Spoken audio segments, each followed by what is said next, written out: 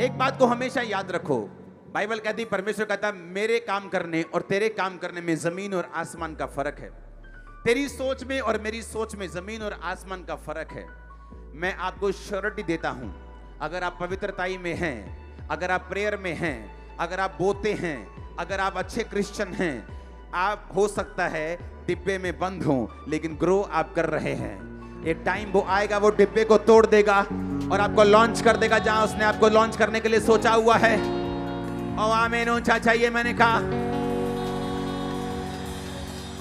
Christianity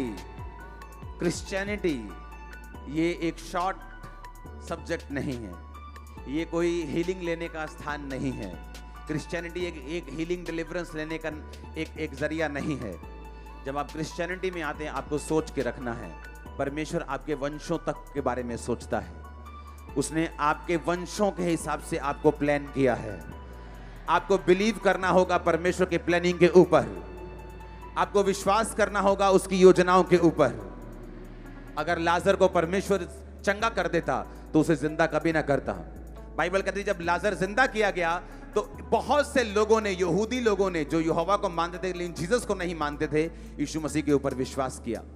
कई बार परमेश्वर आपको चंगा नहीं करता, वो आपको जिंदा करता है। जिंदा होने का टाइम आ चुका है आपका, यीशु के नाम में। वो आपकी सेवकाई, आपका फाइनेंस, आपकी बॉडी, आपकी सेहत के जिंदा होने का टाइम आ चुका है। Hallelujah, hallelujah.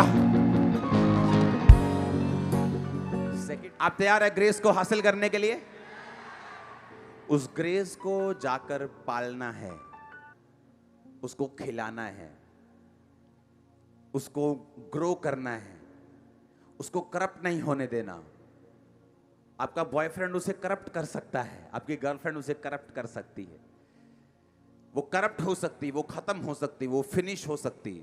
शैतान आपको धोखा दे सकता है, क्योंकि वो हजारों लाखों को धोखा देता आया है। वो एक्सपीरियंस है इस मामले में, उसे हजारों सालों का एक्सपीरियंस है, हजारों केसों का एक्सपीरियंस है। उसे मालूम है कौन व्यक्ति कब कितना गिर सकता है, कितने प्रेशर में गिर सकता है, उसे मालूम है। इसलिए मैंने कहा आपको ढीठ होना पड़ेगा, आपको नेक्स्ट लेवल का जोर लगाना पड़ेगा। जैसे बच्चा जन्म देते वक्त बाइबल कहती है, पौलुस कहता है कि जच्चा की पीड़ाएं, पौलुस कहता है मैं सहता हूं। यानी एक और पुश, एक और जोर, एक और ताकत उस बेबी को पैदा करने के लिए जो खुदा ने आपके गर्भ में दिया है। जब भी ये ताकत खत्म होने लगे, जब भी आपको लगे कि मेरा जोर खत्म हो रहा है, आप पे अटैक हो रहे हैं, सिस्टम कुछ खराब हो रहे हैं, जस्ट उस औरत को याद कर लो, पौलुस को याद कर लो, जिसने कहा है जस्ट वन मोर पुश, एक और पैर, एक और कदम, एक और, एक और, एक और, एक और, एक और। जो खुदा ने चाहा वो पैदा हो जाएगा यीशु मसीह के नाम में। कोई शैतान उस बच्चे को मार नहीं पाएगा, कोई शैतान उस विजन को खत्म नहीं करने पाएगा। आमीन हो चाहिए बरकत आपकी चर्च। Hallelujah, hallelujah, hallelujah. अपने पड़ोसी को बोलो थोड़ा और, एक कदम और, थोड़ा और जोर। तेरा ब्रेक थ्रू, तेरी ब्लेसिंग, तेरा ब्रेक थ्रू, तेरी चंगाई, वो सब कुछ नजदीक आ चुका है। तू पैदा होते देखेगा अपनी आशीष को, अपनी ब्लेसिंग को। आप ब्लेस हैं यीशु के नाम में। Receive grace in Jesus name, receive fire in Jesus name. Hallelujah, hallelujah, hallelujah.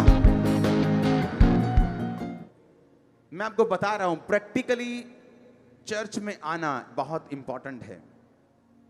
मैंने ये एक्सपीरियंस किया है अपनी लाइफ में।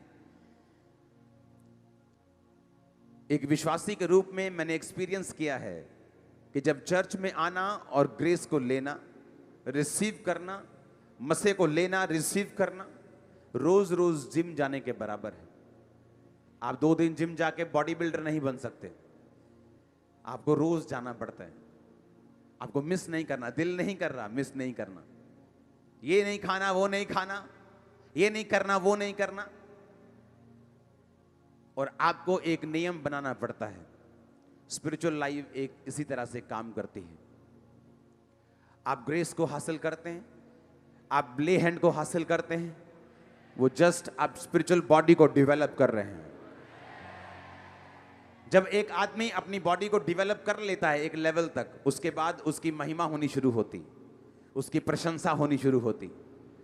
लेकिन अगर वो आलसी हो, कभी चला जाए कभी नहीं जाए, तो वो उसकी सेहत तो अच्छी होती है पर वो उसकी महिमा वाली बॉडी नहीं होती। सेम स्पिरिचुअल लाइफ है। अगर आपको ग्लोरियस लाइफ चाहिए, विक्टोरियस लाइफ चाहिए, ड्रीम लाइफ चाहिए, आपके हस्बैंड के विषय में, आपके घराने के विषय में, आपके आसपास के विषय में, आपको नियम बनाना पड़ेगा। चर्च में रहने का नियम बनाना पड़ेगा, प्रार्थना करवाने का नियम बनाना पड़ेगा, वचन को सुनने का और मानने का। आप यहां से आज सेम वापस नहीं जा रहे हैं।